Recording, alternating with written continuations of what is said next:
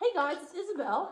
Today I'm in Peru, Vermont. I'm in my dad's garage right now. I'm gonna put my skis on here and check these out. So these are the Nordic Rocks skis that we got 7,000 kids out on these last winter, all around different schools in New England. Hi Bernie. And today I'm gonna use them to go out there and find tracks. So these things, I can put my snow boots right into these. My friends Ethan and Nils up in Craftsbury designed these nifty bindings. So yeah, we'll see how they work today. So today's not the best day for tracking because it just keeps snowing, and it's just like a little bit of snow, but it's just enough to keep covering things up. But there are things in the forest you can find other than tracks, and I got a cool one to show you here. So I'm standing here with a striped maple tree, and there's another one right down here. Some ways to identify them: they never grow too big. They're kind of understory trees, but a couple things to distinguish them. You can see that there's this green tinge on the bark, and this is super important. We're going to talk about that more in a minute. But some other things to identify them: if you look up the tree, and let's see here, I can show this off. So here's a branch, and see how these two branches come out opposite of each other? That's a sign that this is from maple ash or dogwood family. Mad, you can remember it, has a maple ash dogwood mad opposite branching pattern. Most deciduous trees have an alternate branching pattern, so let me show you an example of that. Here's a beech tree right next to me. Okay, and this branch in front of my face. See how left, right, left again, alternating branching pattern. Instead of coming out opposite each other, those left and right branches, they're alternating. So those are a couple ways to distinguish striped maple: green bark, greenish, okay, and then that opposite branching pattern. So the really cool thing about the green bark is that you might remember from science class, green means chlorophyll, because that's a green pigment, which is inside chloroplasts, and chloroplasts are the plant organelles that do photosynthesis. Okay, so whenever you see green on a plant, think photosynthesis. And now, if you don't remember what that means, all it means is it makes sugar. Okay, uses the sunlight to make sugar with the water that comes up through the roots and the carbon dioxide that comes through the leaves. If you look through the forest, right, pretty much none of these trees are photosynthesizing in the wintertime, except for the striped maple. It's like a superhero in the forest because it's got a little bit of green in its bark. It can actually photosynthesize through the bark, which means, remember, photosynthesis, sugar. We animals like to eat sugar. That's how we get our energy. So sometimes, and there's one right here, okay, so check out this striped maple and look at this scar, okay, how it starts down here and goes all the way up here. I'm going to demonstrate what that's from. So this is from a moose or a deer. Based on its height, probably a deer. I think the moose one would probably be ending farther up here. But these animals have really developed incisors because they're herbivores. Incisors, these teeth. And what they'll do is they'll actually come down here and they'll stick their lower tooth into the bark and then yank up, pull off a strip of striped maple bark and eat that because it's filled with sugars, because it photosynthesizes. How cool is that? Okay, so when you see these scars on striped maples, realize that that's a deer or a moose getting some sustenance in the winter time. So I'm up above Griffith Brook. That's what you're seeing down there. I was just down below and following it, but then these banks just got too steep. So I'm up above it now. But I'm gonna follow this out until I get back to the Catamount Trail. And gosh, I know I keep saying it, but these skis are just like, this is by far the easiest time I've ever had moving through moving through the forest like this.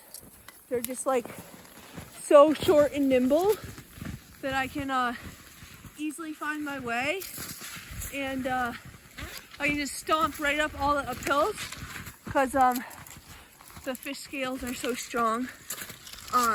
Yeah, I'm just having a blast out here. Well, shucks, looks like my bridge is out. Cool thing about this area is that all these little trails used to be roads back in like the 1800s.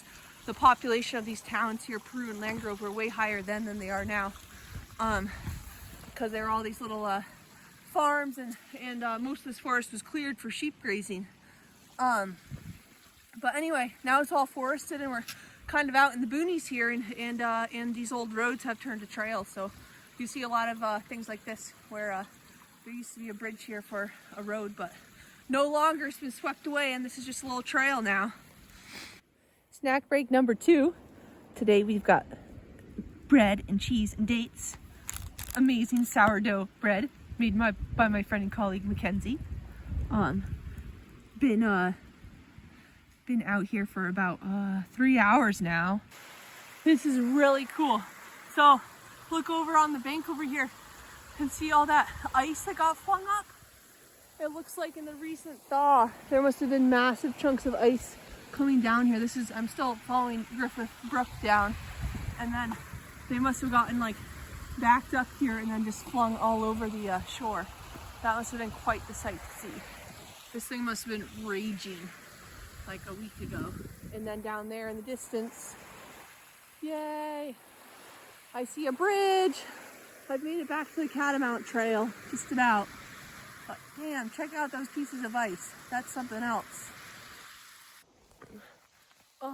I'm getting close to being back home, and I just found these tracks, which I'm gonna follow for a bit, because my hunch is that these might belong to a porcupine. And my thought process here is that, so they look to me a little they're not as organized as walker tracks. They're like a little sloppier, and that's because a porcupine's a waddler.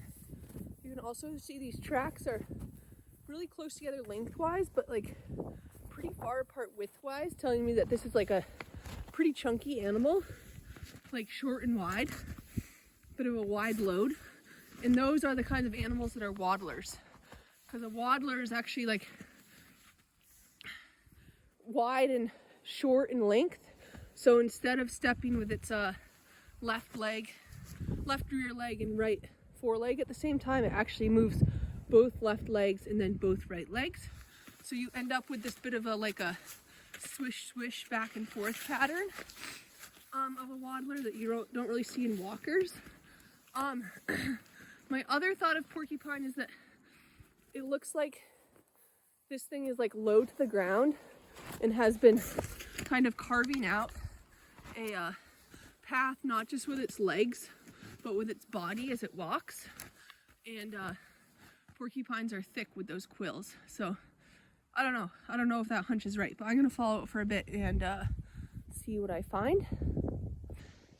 Okay, we love it when perseverance pays off. So I've been following this track, and it came to this little cave type thing. So not sure if this is someone's home. I don't want to nose around too much. I want to leave some privacy, but I am going to grab my headlamp and see if I can look in there a little, and then also go up above the rock. And it could just be that this animal kind of came in here and walked up through there, but it could also be that this guy lives in here. So I'll see what I can find. So looking in here, I see a lot of little turds, and see their little pebble poos, which tells me herbivore.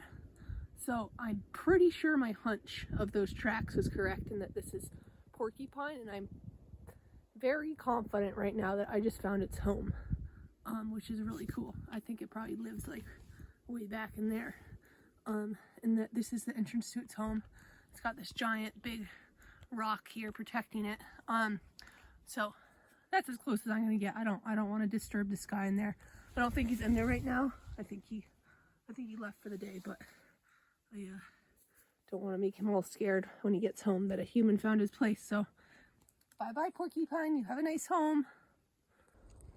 So I made it back to the road. So I'm gonna walk it in from here because the road's been plowed now, so I can't ski on it on the way home. But yeah, what a day. I think I don't know how long I was out. I think like 5 hours or something. But it was awesome. I got to test out the Nordic Rocks skis, which I must say I'm super excited to ski on them the rest of the winter. They were so fun. Got to find some striped maple bite marks with the incisors of a moose or a deer, and then just when I thought I wasn't going to find many tracks today, I found my first waddler tracks of the day, and they led me right to a porcupine home. So yeah, pretty sweet day. Yeah, I guess I'll see you next week, and remember to stay curious.